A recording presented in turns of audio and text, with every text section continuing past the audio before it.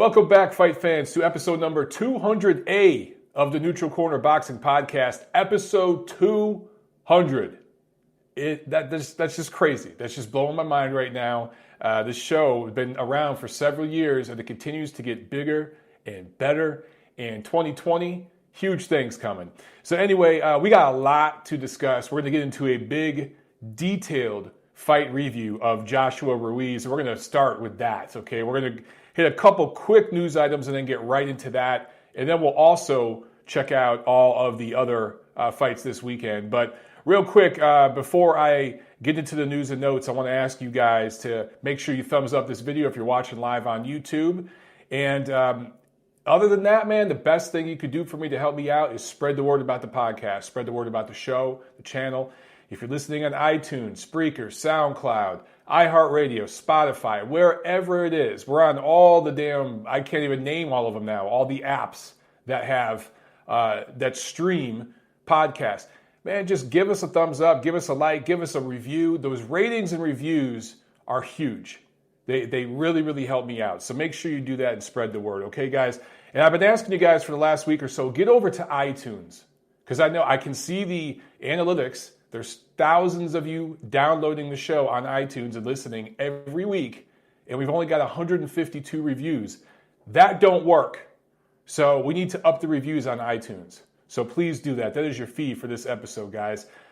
Some news real quick. So Dillian Whyte, who I'll talk about in a second here. Dillian Whyte fought last Saturday in Saudi Arabia, obviously. He was cleared by UKAD, UK anti-doping, last week.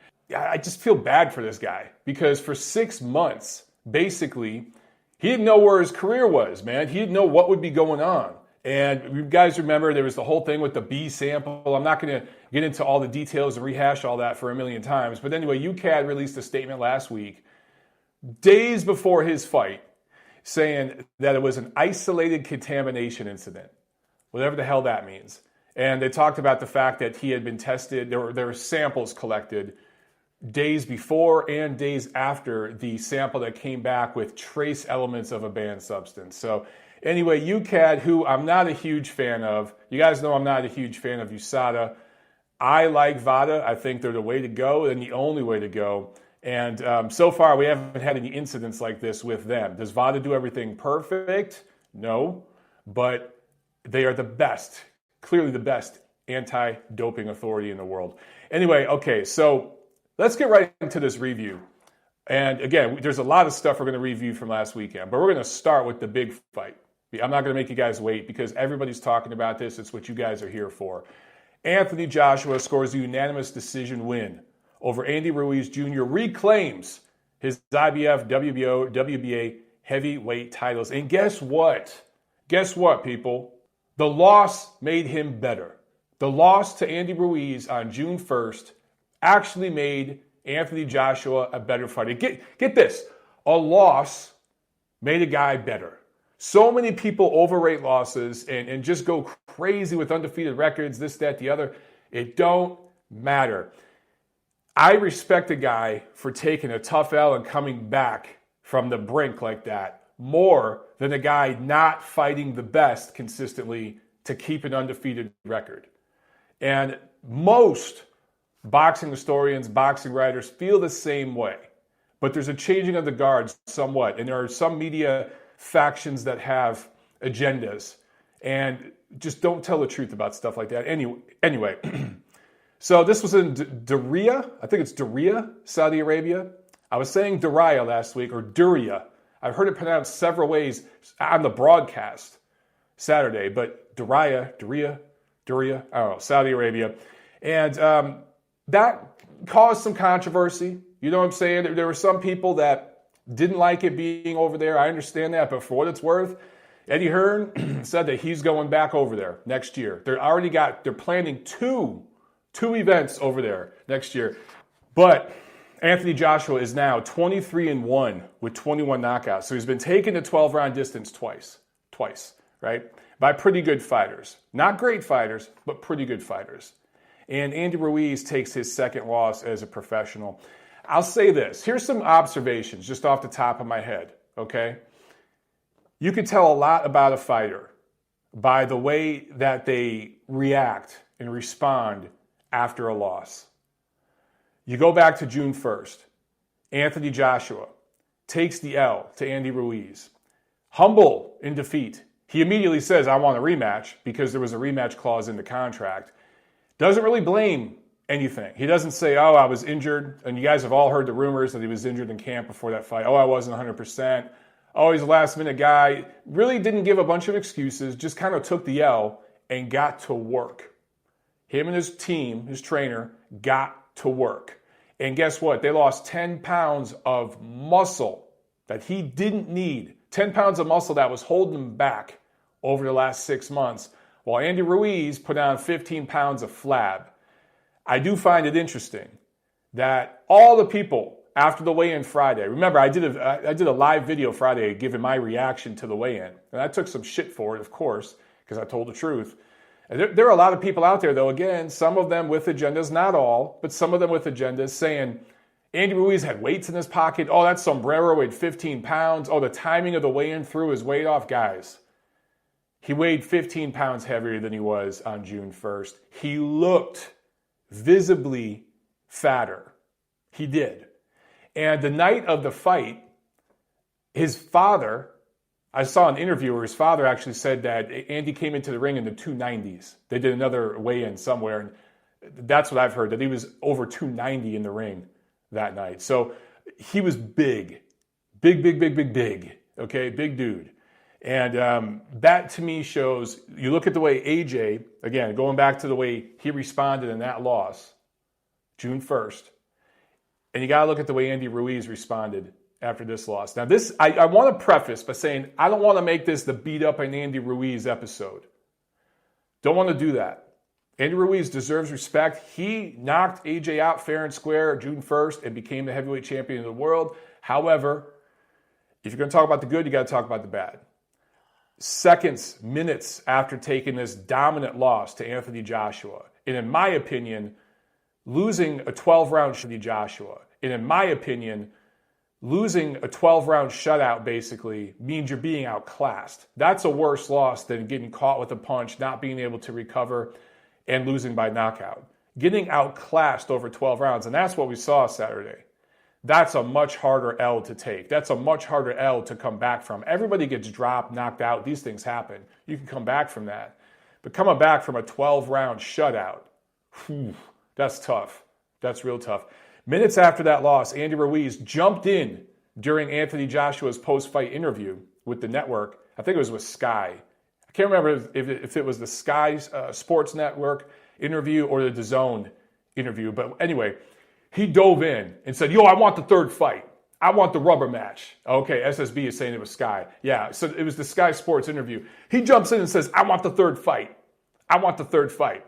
Dude, you don't deserve the third fight. What the hell have you done to deserve it? Then also, to further make it worse, right there in the post-fight interview, Andy Ruiz said, I didn't train that hard and I gained too much weight. When literally the day before, he was making excuses saying, dude, I had a sombrero on and clothes on and nah, man, like I'm on weight. He said that he weighed himself the morning of the weigh-in, Friday morning, and he was 268, exactly what he weighed 6 months ago. But then he ate a bunch of food because the weigh-in was late over in Saudi Arabia, and that's why he weighed in at 283. Who eats 15 pounds of food? I don't even think Andy Ruiz can do that. So it was all bullshit. He basically lied to everybody at the weigh-in, after the weigh-in, and then blamed everything on his weight and lack of training after the fight. In the post-fight interview, I'm talking about the press conference, not in the ring, but later on, the press conference. You guys have seen the videos where Andy Ruiz is sitting there next to Manny Robles, who was beside himself, so furiously pissed off with Andy Ruiz. He's not the first trainer that's been fed up with Andy Ruiz's shit. This is who Andy's always been. I've been saying it for 6 months. Nobody listened. Everybody got caught up in the moment, which is understandable. But, and again, I'm not saying this to beat up on the dude. This is who he is. It's who he is. So, Manny Robles sitting right next to him. And he was saying, man, I partied too much. I didn't train that hard. I basically trained myself. He's saying he basically trained himself with his trainer, one of the best trainers in the sport, sitting right next to him. Imagine how that made Manny Robles feel.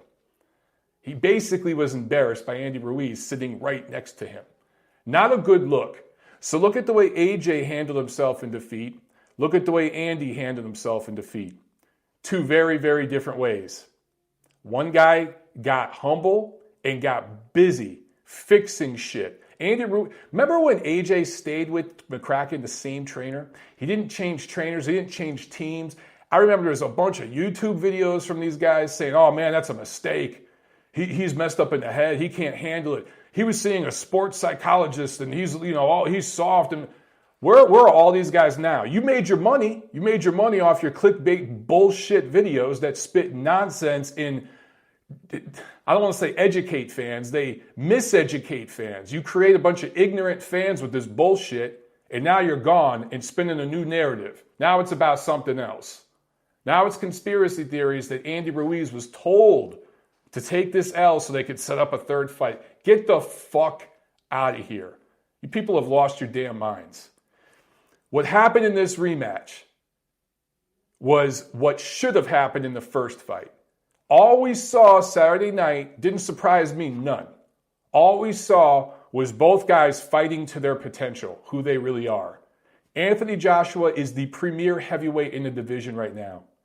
He's not number one. You can't rate him number one because he just had a loss this year, a knockout loss. He was dropped 4 times, knockout loss. Wilder and Fury are currently rated above him. But in my opinion, this will all be sorted out over the next 18 to 24 months. Anthony Joshua is the best heavyweight in the world right now. I don't rate him number one. I rate him number 3. So that might not make sense to some of you. But I respect the records. I respect the judges' scorecards and everything else. Wilder and Fury are number 1 and number 2. AJ's number 3. But you look at the resumes, and I'll detail them in just a second. It's not even close. And he's been a pro half as long as the other 2 guys. So let's see what else we got here. This is all this is, guys. Anthony Joshua got lazy in June. He read his own press clippings. He got hurt, I think, in camp. You guys have all heard the rumors. Also, by the way, Anthony Joshua said several times during fight week and in the post-fight interview, look, man, I ain't going to say shit right now. I'm paraphrasing, but he said, I ain't going to say shit right now. I ain't going to give details, but one day after I'm retired, I'm going to write a book and tell you guys what was going on before the first fight in June. He basically said that.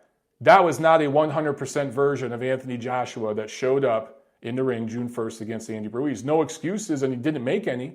But he's just put that out there. Just a hint. He ain't going to say it now while he's still fighting. But later on, that dude's going to write a book, probably going to be a bestseller. And some information is going to come out about what was going on during camp that led to that loss, I believe, against Ruiz. Anyway, AJ gets lazy in June. Lost, right?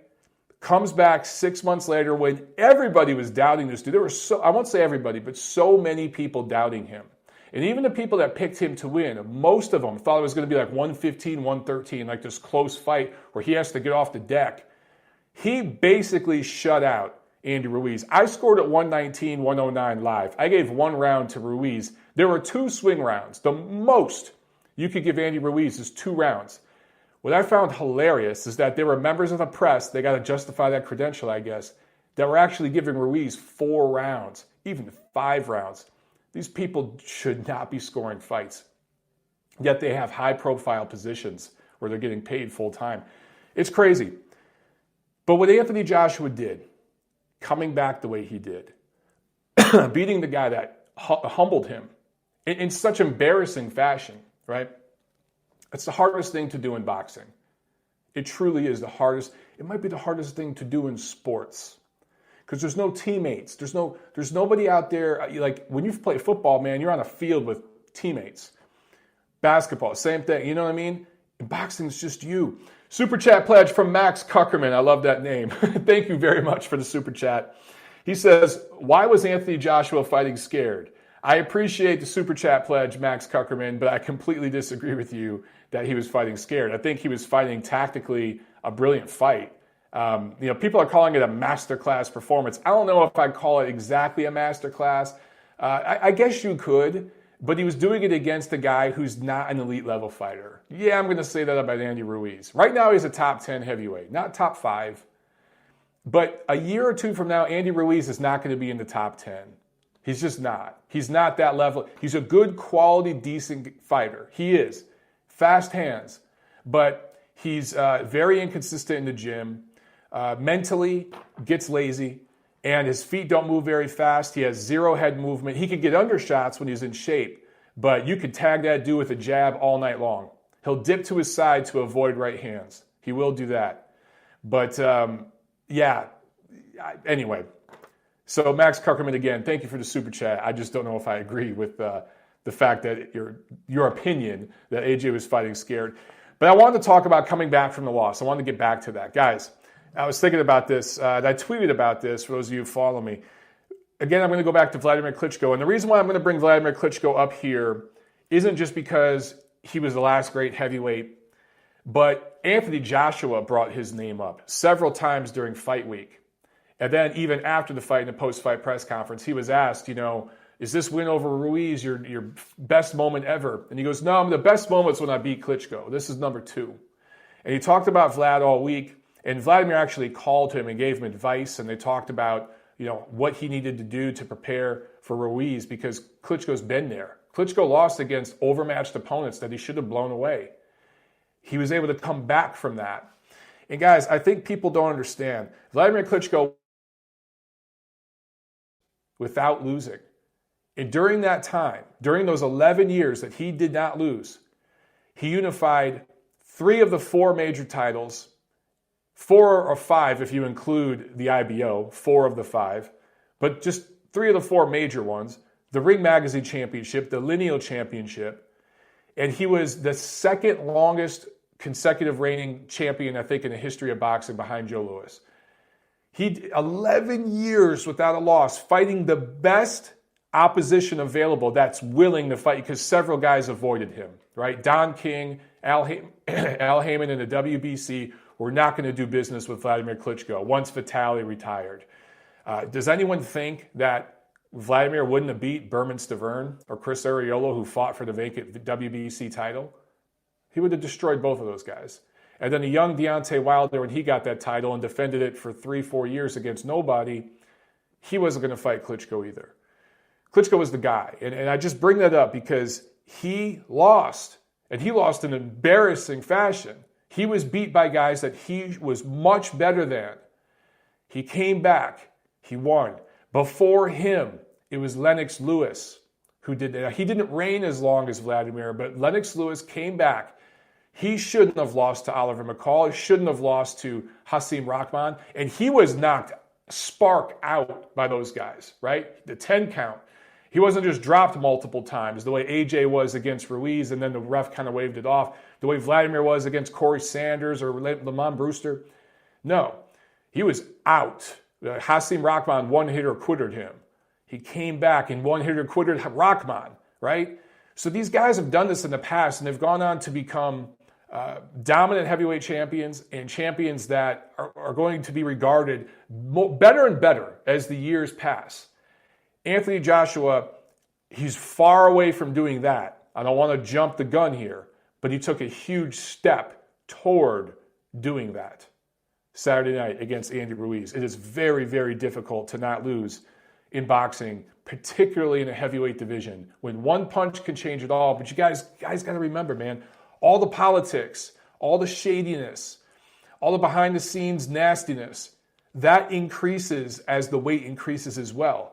It is no bigger than in the heavyweight division. There's more shady, nasty, crazy shit going on behind the scenes in the heavyweight division more than any other division in the sport. So for a heavyweight to come back and control his situation the way AJ has, man, it's damn impressive.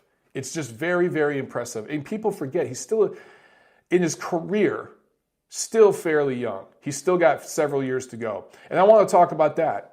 6 years as a professional fighter right now, Anthony Joshua. 6 years as a pro. He has W's over undefeated versions of Dillian Whyte, Dominic Breazeale, Joseph Parker. Now, none of those guys are making the Hall of Fame.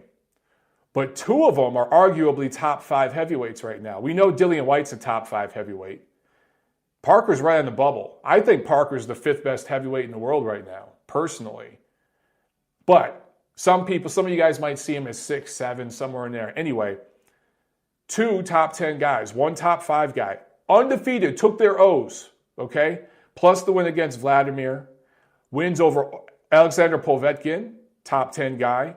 This win now against Andy Ruiz. And then Carlos Takam, who's a perennial contender, top 15 level guy. He's done that in 6 years and unified 3 titles. Now, he's benefited from opportunistic matchmaking. He got to basically buy his title off Charles Martin, the first title. Okay, that didn't really mean shit. But the other guys he's defeated, you know this, I didn't even mention Charles Martin here in these names. The other guys he's defeated, he's built up a good resume, man. 6 years, undefeated Dillian Whyte, Dominic Breazeale, Joseph Parker, Vladimir Klitschko, Alexander Povetkin, Andy Ruiz, Carlos Takam. Done that in 6 years. Now let's compare this to Deontay Wilder, who has been a pro for 11 years. 11 years. He's been a pro for almost twice as long as Anthony Joshua. Put that into perspective. He beat Dominic Breazeale this year, a couple years after Anthony Joshua took his O, beat him down, and several other fighters have softened up Breazeale, dropped him multiple times. He's been in wars. He's taken hella punishment. I'll still put Breazeale on Wilder's list, but he's not the same guy that Anthony Joshua fought and took an O from. Dominic Breazeale, Berman Stavern in the first fight. We won't count Stavern in the second fight. That was just Don King getting a favor from Suleiman. And Luis Ortiz twice. Tyson Fury, the draw with Fury, where many people feel that he got some home cooking, being an American, fighting in America. Many people feel Tyson Fury won.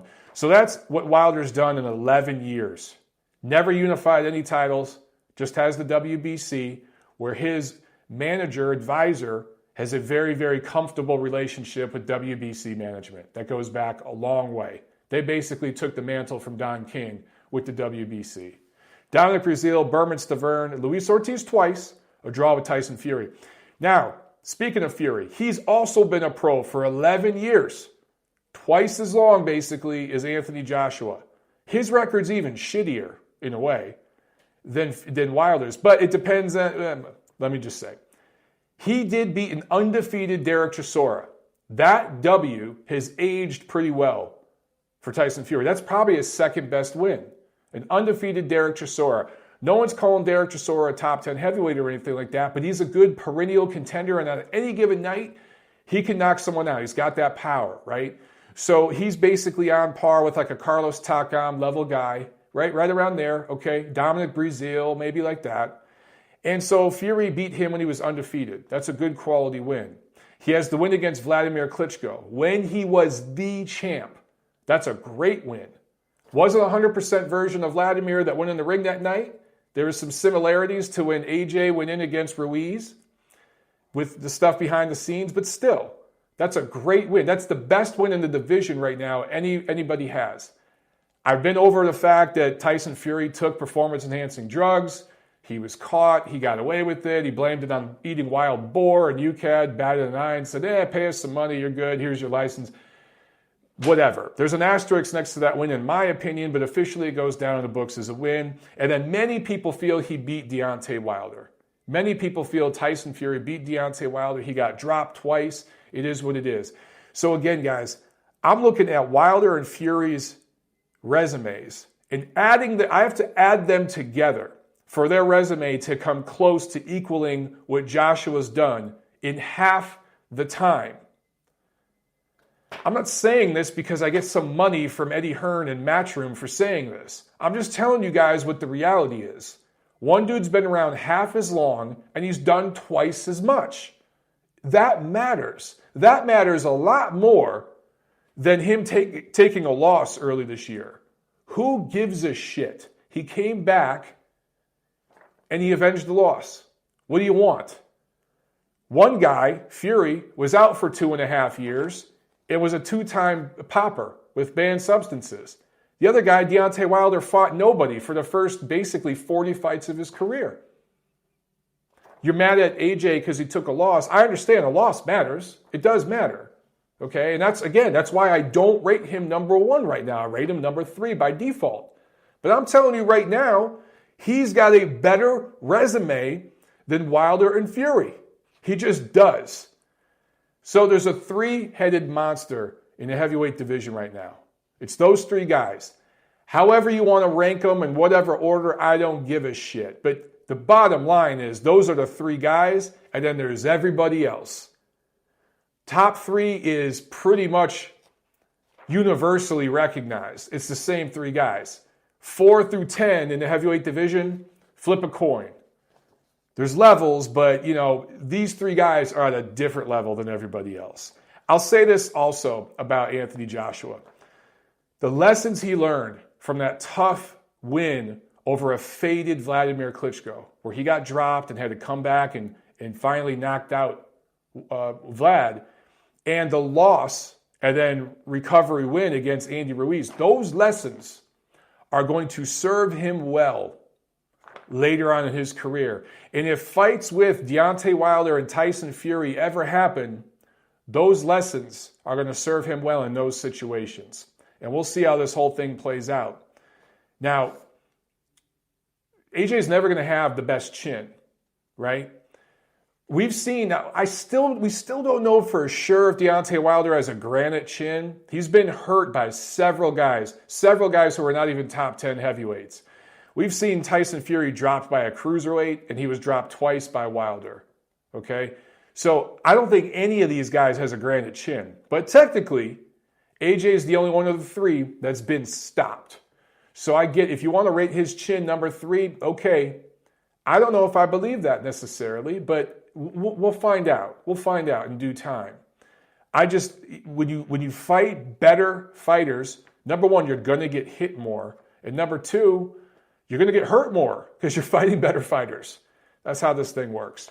So also on this card, oh, you know what? Real quick. I know you guys hate punch numbers. Let me just go over this real quick. Because, okay, a lot of people are saying Anthony Joshua ran. For some reason, people are getting on Anthony Joshua, I think because they have an agenda against Eddie Hearn. It's much the same way people get on Terrence Crawford because they have an agenda against Bob Arum. I hate shit like that. Who gives a damn who the fighter is, what promoter they're with? Just talk about the fighter and what they're doing. Anyway, Anthony Joshua didn't run. He boxed. We've seen fighters run many times. I could name you a bunch of examples of when fighters have ran. In this fight, Anthony Joshua threw 36 punches a round. That's not going to set CompuBox on fire. But Andy Ruiz only threw 22 per round. So you can't be running and throwing more punches than your opponent. It don't work that way. Generally speaking, when guys run, it's because they're being outworked by a pressure fighter. That's not what we saw here. We saw one guy boxing and moving. Did AJ back up at times? Yes. But he also moved to his side. He used lateral movement. He also moved forward plenty in this fight. He moved forward plenty and pushed Ruiz back. Plenty in this fight. A lot of pivots, a lot of spinning and turning in the center of the ring. How many times did you see AJ's back on the ropes in this fight? A handful of times. Most of the time, he was moving in the middle of the ring. Also, a lot's been made about the ring size, and even I made a mistake. I said that ring was huge the other night, right? It's the same size of the ring that they had in Madison Square Garden June 1st.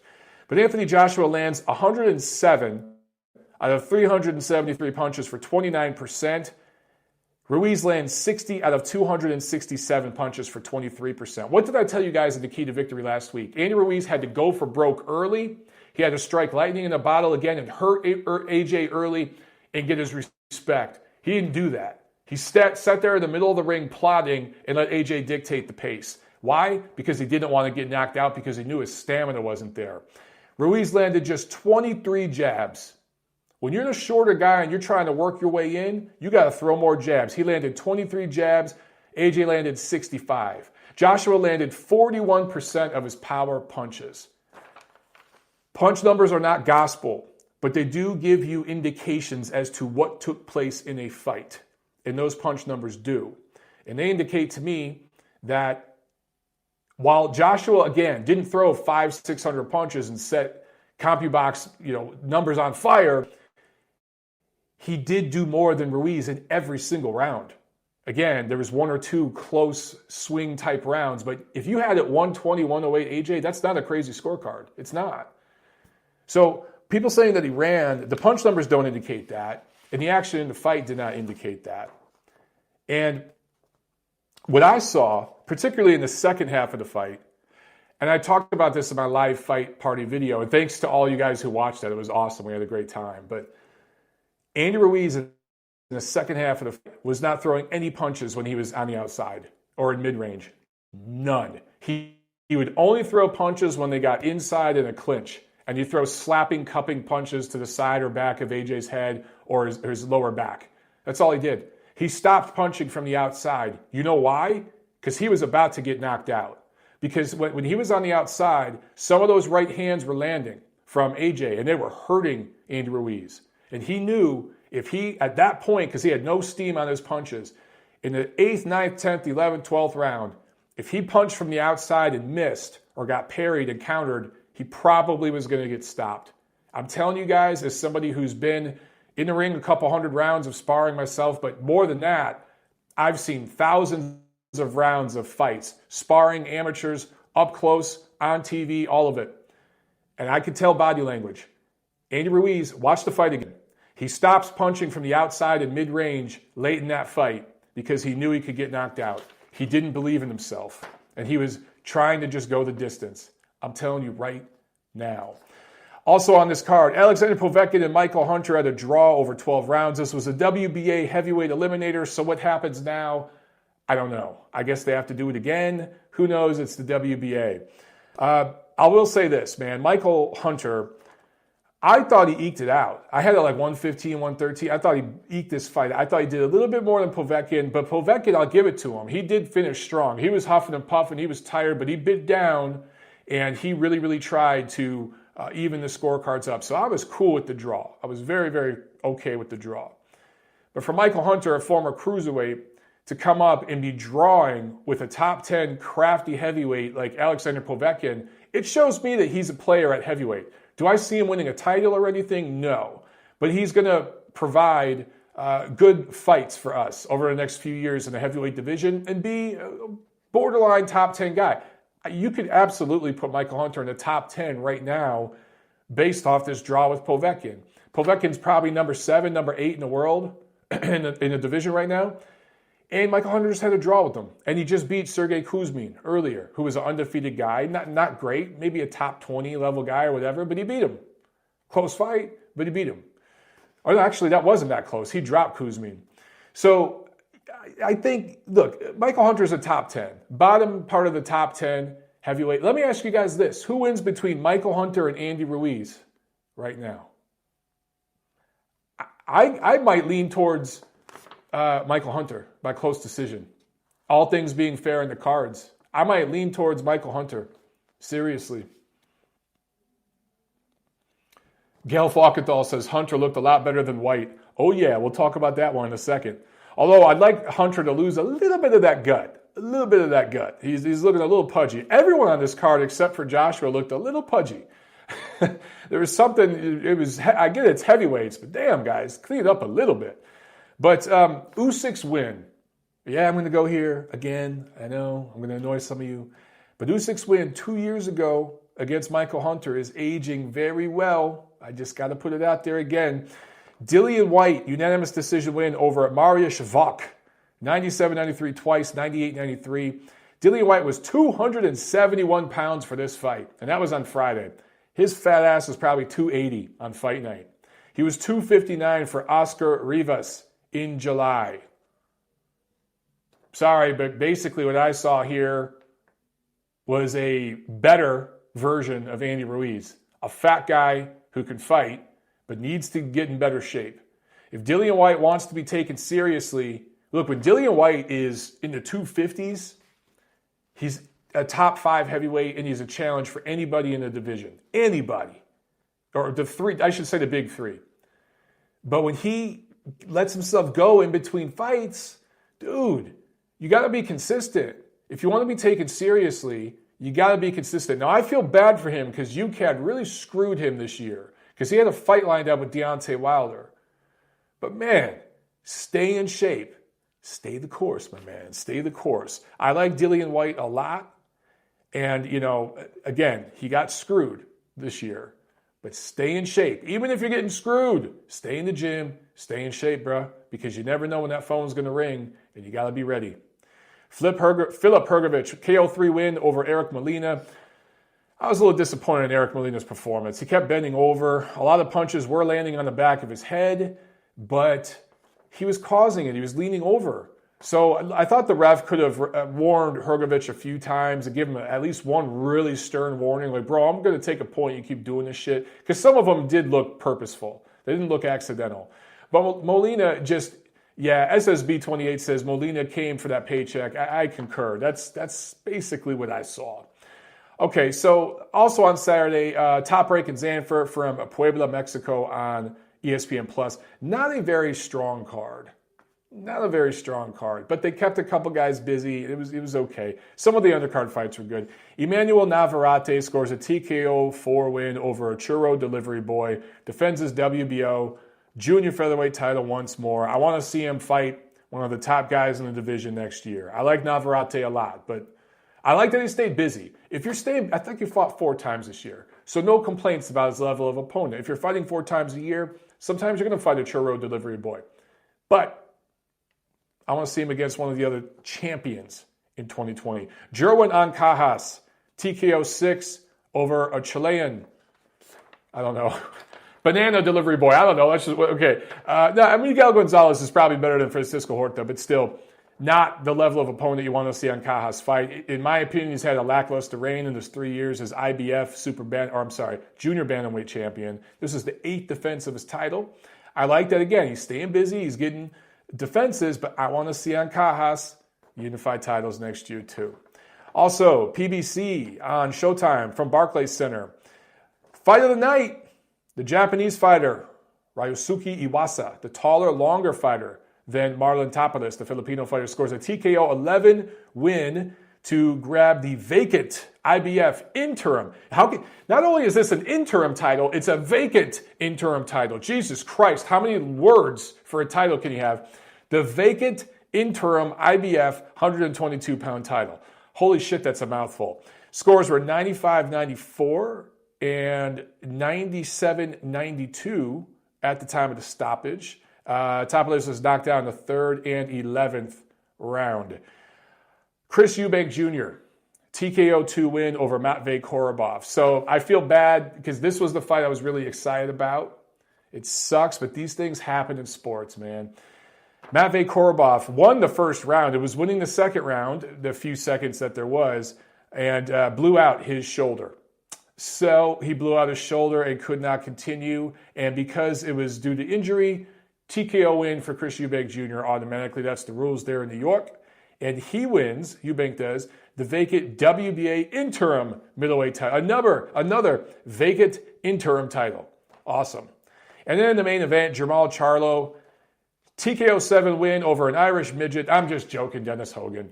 Dennis Hogan, look, clearly not a middleweight. And came in here and got his money and everything, but just completely different level of fighter and athlete than Jermall Charlo, right? Jermall Charlo just a level above. Scores knockdowns in the 4th and 7th, defends his WBC middleweight title. It's an absolute joke to the WBC that Jermall Charlo holds their middleweight title. And it's concerning the level of business that they do with PBC, just like it's concerning the level of business that the WBO does with Top Rank. I look at Jermall Charlo, and this isn't to beat up on him, but because I think he's a talented fighter. I want to see him in there against the best guys. But his middleweight resume right now is Jorge Sebastian Hyland, Hugo Centeno Jr., Matvey Korobov last year, where he had one fight in 2 years coming into that fight and just blew out his shoulder in a round just from throwing a punch. That tells you the age and where Korobov was at. And then Brandon Adams, who is a contender guy, that showed a contender, but nowhere near an elite level middleweight. And then Dennis Hogan, who was nowhere near an elite level junior middleweight. So that's the middleweight run for quote unquote champion, WBC champion Jermall Charlo. That's a joke. That's a really bad, I mean, there's worse, but it's a bad title resume. It's a bad champion resume for the last 2-3 years. You compare him to the other title holders over the last 2-3 years or whatever, that's not a very good run. It's not a very good resume. So look, I just criticized Jerwin Ancajas and Emanuel Navarrete, and they're with Top Rank. I got to be fair. So I'm going to criticize Jermall Charlo right now, and he's with PBC. I'm fair across the board, okay? I don't want to hear that I'm being biased and ragging on PBC and everything else. Don't want to hear that shit. I got to go back to Thursday, December 5th, Golden Boy Promotions card from Costa Mesa, California on DAZN. Ismael Barroso scores a upset victory, 2019. The upsets just keep on coming over Yevis Ulesi Jr., 115-113 twice, and 117-111. These are junior welterweights. Ulesi, you might remember, beat Cletus Selden in 2017 on HBO, and that was somewhat of a, I don't want to say upset at the time, but it upset HBO's plans and the boxing establishment's plans at that time. And that was a good win for him. Put him on the map in boxing fans' minds, at least with diehard fight fans. And then he doesn't do dick after that. He had some issues outside the ring, but now he loses to Ismael Barroso. That's it for Ulesi. That's it. Demetrius Ballard, majority draw against Yamaguchi Falcao, who I mistook him for the other Falcao brother. This Falcao was coming off a unanimous decision loss to Christopher Pearson in May. Last week on the preview show, I said he was undefeated. He wasn't. He was coming off a loss, so that was a mistake on my end. But this was a draw here for Demetrius Ballard. I was a little disappointed. I wanted to see a little more decisiveness. I wanted to see one guy separate themselves from the other, but it was a good scrap. So that's what took place last week. And of course, we'll do the preview show for what's coming up this weekend on Thursday. Let's get to the chat real quick, guys. Do you like, let's see here. Do you have any questions to get to? You guys are just talking about, some of you are saying Anthony Joshua is roided out of his mind. Okay, so 100 iTuber says AJ's roided out of his mind. Look, bro, there's absolutely zero evidence from that. I mean, the guy did VADA testing for his fight with Vlad. I know he did VADA testing for the Ruiz fight. It was Jarrell Big Baby Miller that tested positive for a cocktail of steroids. And he did full VADA testing for this rematch. I think he's done VADA for other fights too. But I know those three I remember for sure off the top of my head. If something was going on, I would have detected it. Now, he's not doing year-round VADA, so, hey man, maybe something's going on between fight camps. I don't know. Maybe something was going on and he cut it out after the first Ruiz fight. There's all sorts of conjecture and speculation and conspiracy theories out there. But he's never failed a test. Never failed a test. Sam asking, what is my early prediction for Lopez versus Comey? Well, we'll talk about that in detail Thursday, but early on, I've been telling you all along, I like Lopez. I think Lopez is going to win. And I think the best thing that happened to him was having that tough fight he had earlier this year. Let's see. Oh, Harris of Property telling me the other dude was trolling. Okay. Yeah, we got always get a couple of trolls in the chat. There's nothing you can do. Joe Morgan asked, are there any updates with Errol Spence? No. I know Errol was not at that Charlo fight, but I think his trainer was, or some people from his team, they were there, but Errol Spence himself was not, which I think is good. That surprised some people. They're like, why isn't he there supporting his boy? He don't need to be around the fights right now and around the alcohol and the drinking and the fans. Hey, man, let me take a picture. Hey, let me get you a drink. He don't need to be around that shit right now. He's taking it easy and resting. So I like that. And I think that's a good thing for Errol Spence. I'd like him to do more speaking publicly and being a little more transparent with the media. But I do like that he's keeping quiet right now. I think that's a smart move. So all I've seen and heard is that he's taking it easy and resting right now. And that's a good thing, man. That's a good thing. Oh, Nurkan. Nurkin is asking me, do I know what happened between Jacobs and his trainer, Andre Rozier? Daniel Jacobs and Andre Rozier. As far as I understand it, man, Daniel Jacobs has no hard feelings against Andre Rozier. All he wanted was to just go a different direction. And I've talked about this before. He took loss to Golovkin and the loss to Canelo. And after a couple losses like that, a lot of times fighters just want to switch up their team and switch up their strategy and what they're doing. And something that, the process, the training camp process that he was doing with Andre Rozier, he felt he needed to make a change. And that's all I've heard, that he just kind of wanted to make a change in camp. And I think finances may have been a part of it, but I think it was maybe that's the reason he used or gave. But ultimately what it was is he needed a change of pace. And it's kind of like Gennady Golovkin right now with Jonathan Banks. So, I don't think Jacobs has any hard feelings or anything like that against Andre Rozier. I was kind of sad when I saw that, man, because those two went together like peanut butter and jelly, just like Golovkin and Sanchez. But these things happen after a loss, man. They happen. Pietro's asking me about, did I hear about a Montreal-based promoter, Camille Estefan, calling out Deontay Wilder and offering him $20 million to fight a prospect there? And I'm Arslanbek Makhmudov. No, I have not heard that. But if they really are going to pay him $20 million, Wilder should go take that easy money. Because this dude's really a prospect. He's not ready for Wilder right now.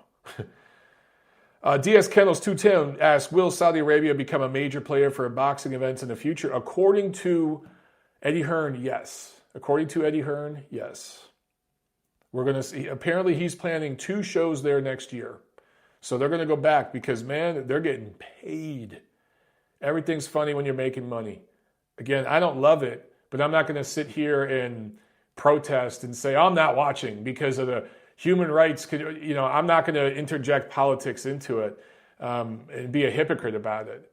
It is what it is. Let's see. Piglet Smith asks, does Klitschko make a comeback at 45? No, he doesn't. I don't think Vladimir Klitschko is ever coming back.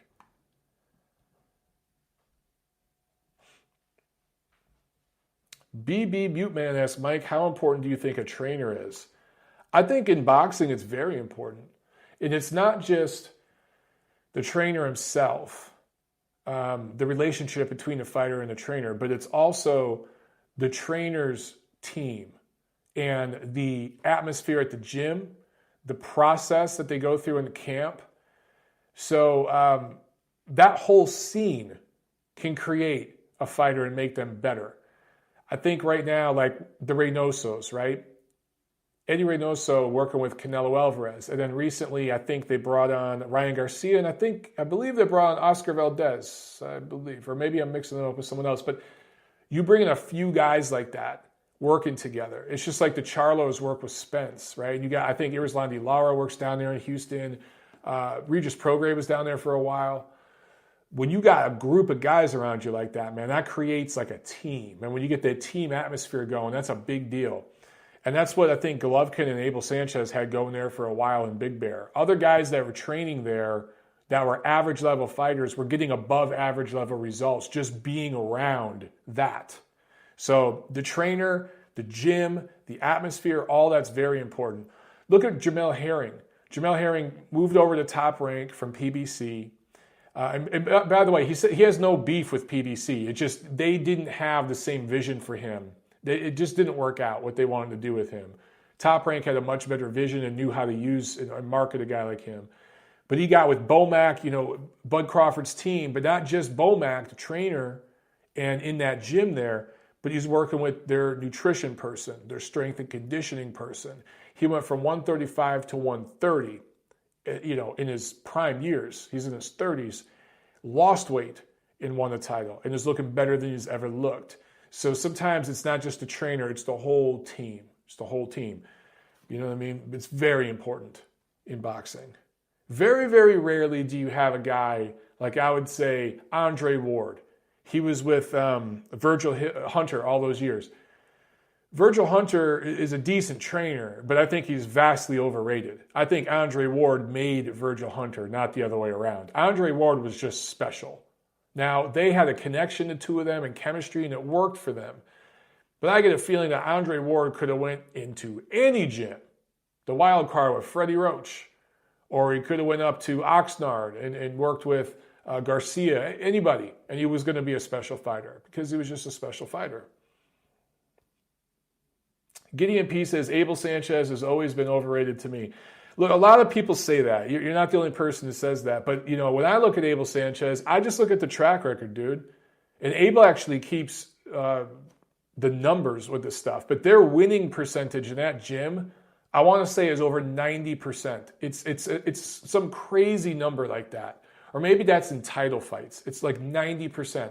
They have an amazing track record.